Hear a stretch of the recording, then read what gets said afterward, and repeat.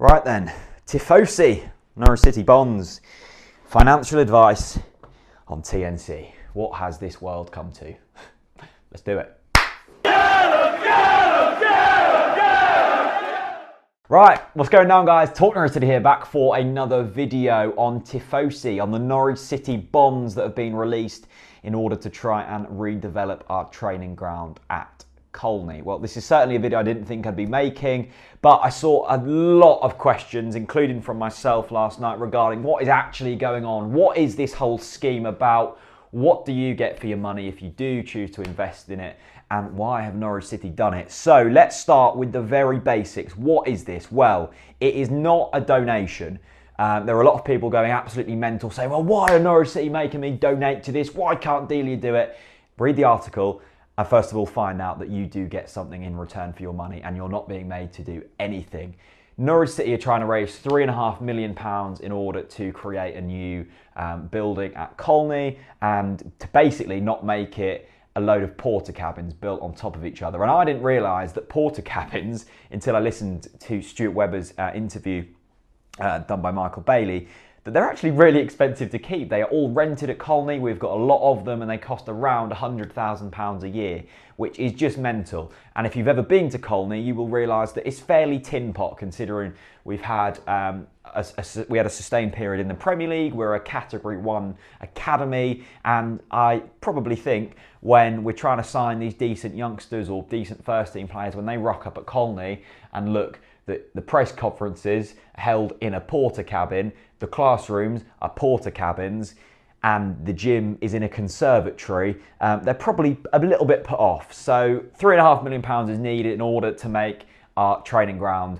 non-tin pot. So it's also been made very clear over the past few years that our financial situation is hardly rosy, mainly caused by the horrific mismanagement in the Premier League and not being able to stay in the Premier League, and then having very long contracts with players on extortionate wages in the Championship. And when your parachute payments drop off and your TV revenue drops off, you're suddenly paying Premier League wage bills in the Championship, and that's never too pretty.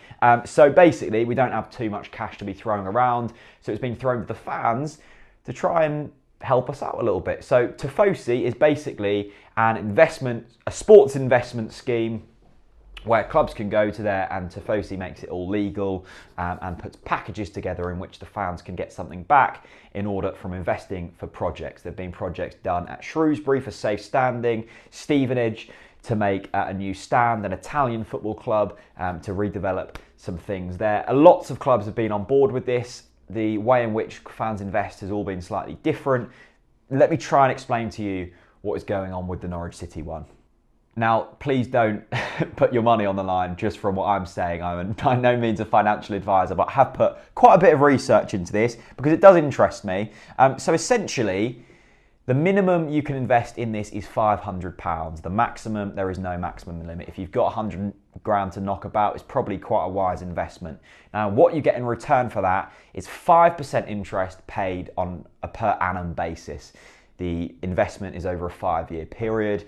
Steve Stone did kind of mention that it could go beyond that 5-year period, but after 5 years, the club are legally required to pay you back that bond. And until that 5-year period is up, you will be paid interest on a yearly basis. So it's 5% cash and 3% club credit, which you can spend on merchandise, I think towards tickets, things like that. So essentially, you're getting 8% interest on your investment per year. As well as that, if we were to get promoted, which I must admit does look unlikely, and that's probably the gamble in this investment, you get 25% of your investment paid as a lump sum. So, for example, if you invested £1,000 into this, you would get £1,080 back, or £80 interest repaid on your investment at the end of year 1, and then at the end of year 2, you'd get £80 on top. So you're basically earning £80 interest per year. If we were to get promoted off of that £1,000, you would get £1,330 back at the end of year 1. So essentially £330 profit, and then that lump sum that you invested, you would be repaid back at the end of your investment. So essentially, if we were to get promoted and you put £1,000 in, you'd get 330 quid profit on year 1. If you were to invest £5,000, just kind of lump sums, you would get £5,400 back, so £400 profit on your 8% interest. That is, of course, before tax, so you would be taxed on it.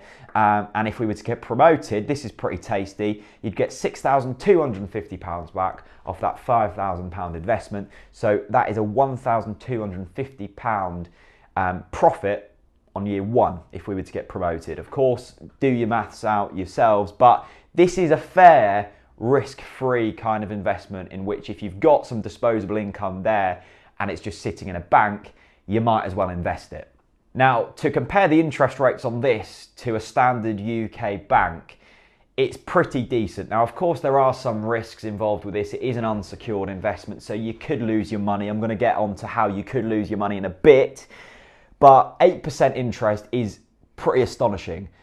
Your standard UK savings bank account gets around 2% interest, and that's up to about £2,500. So for example, my banking, I have 5 different accounts. I have 2 savings accounts, one with Lloyds, one with N&P, both earning about 2% interest on. I've got an ISA which earns 2.5%. And then I've got a current account which earns 2.5%, and then a prepaid debit card which doesn't earn any interest whatsoever. So 8% compared to your standard saving accounts, and I've got the best ones I can find, is very, very good.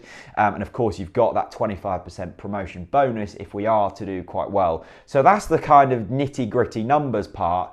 From an investment point of view, it sounds pretty good. Now, I was interested into this whole unsecured bond. As I said, I'm by no means a financial advisor. I'm not overly sure what's going on with money at the best of times. So I emailed Tifosi, which are the company providing this whole scheme for Norwich City, and they replied with this. They said, the club is obliged to repay the Canaries bond, and bondholders will have legal rights to have their bonds repaid at the end of the 5-year term. So for example, if you invested £5,000, you could then pull that back out after 5 years. However, if an insolvency event occurs, which is pretty much a liquidation, there is a risk that bondholders will not receive all or part of their investment back. A full explanation of the risks is set out in the invitation document, which you will receive before making any investment. So I'm sure if you've asked to be put on the emailing list because you're interested in investing, you will receive this invitation document which you can read in length. But at the moment, the only way it seems you're going to lose your money here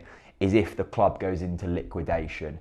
And with Steve Stone and Stuart Webber in charge of the finances, I can't see that happening. We are not in a position in which we're going to go into liquidation. I might be wrong. If I am wrong and there's more knowledgeable people out there, please do let me know in the comment section below. Now let's look at this from a footballing point of view and a football fan's point of view. I do kind of understand where there is some frustration, considering £3.5 million in a footballing sense is very, well, it's peanuts, isn't it? But when you're talking about asking fans to chuck maybe £500 in, £1,000 in, there were some packages that were being advertised at 25 grand. That's a lot of money to the standard fan, and especially in the current financial situation that this country finds itself in. With the joy of hindsight, you would probably say, well, why was this £3.5 million not invested in infrastructure when we're in the Premier League and actually had money? Well, that would have been good, wouldn't it? And that was the thing that frustrated me under McNally and the Moxie, that there was no long-term plan. At least with Stuart Webber and at least with Steve Stone and Daniel Farke, we're trying to, one, create a culture, and we've also got a long-term plan in place. When you've got them two things, it gives you a little bit of hope going forwards, and at least we're creating the foundations in which to try and build off. Before, it felt like we were constantly, we were in the rat race. We weren't really overly sure what we were doing, and we were chucking money about and hoping it would stick to Premier League success. And as we all know, it didn't. And now we're in this situation in which we're trying to fund academy regimes and infrastructure through the cash of the general fan. Now, it's also worth noting as well that it's very easy to have a pop at Delia and go, well, she's not investing in any of her own money. Well, yes, she is actually, and so are the board members. Stuart Webber made it very clear that him, Steve Stone, probably Daniel Farke, Delia Smith, Michael Wynne-Jones, probably even Tom Smith will be investing their own money into this. And it seems from them, it's probably a very good investment strategy. Steve Stone said he had a similar kind of bond in the Jockeys Club in which it was returning 7.75% interest per year. So I would have thought he would have chucked a fair bit of money at that. 7.75% cash interest return is very decent. So I would have thought the likes of Stuart Webber, the likes of Steve Stone, Delia Smith will put quite a large quantity of money into this, which will help things along a bit, because £3.5 million is a lot of money to raise. So hopefully we should hit that target. Now, is the actual sum of money going to be put towards a good thing? Well, yes, it is. I think it's very important that Colney is redeveloped. If you've been down there, you'll know that it's not in a fit state to at least move forwards and try and become a successful football club. And you go to similar training grounds or similar position clubs in terms of league positioning. Ipswich, for example, down at Playford Road, their training centre and facility is far better, in my opinion, than what you see at Colney. And then if you really want to go to extremes and go to like Melwood or Manchester City's training ground, then this is literally in another world compared to Norwich City. And considering we were in the same league as them a little while back, we need to be a little bit closer. Of course, we're not going to be able to go up to the standards of Manchester City's training ground, but at least try and move towards there rather than have porter cabins. So I've talked a lot about numbers, and you're all probably even more confused than you were going into this video, but essentially this is an investment scheme in which we are providing support for Norwich City to go on and try and build something that will, you know, help the long-term future of this football club, bring players through. It's evident that we are trying to go down this Category 1 status. We've seen football clubs like Brentford completely scrap their academy and just go and try and buy young players or fully developed players and scrap the academy because it costs a lot of money. Well, it's been evident this season that Daniel Farke clearly has a lot of value in his young players, bringing through the likes of Jamal Lewis, Todd Cantwell. Josh Murphy is now a regular starter, and we've seen the likes of Jacob Murphy be sold for £12 million.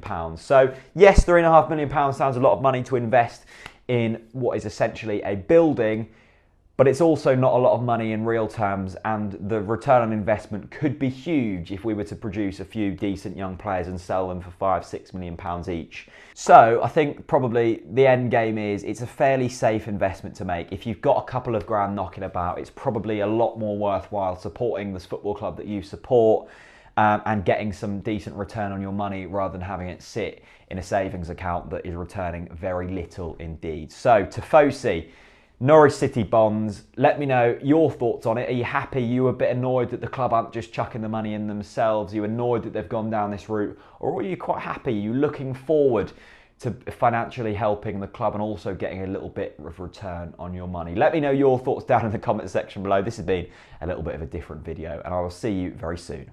Bye-bye.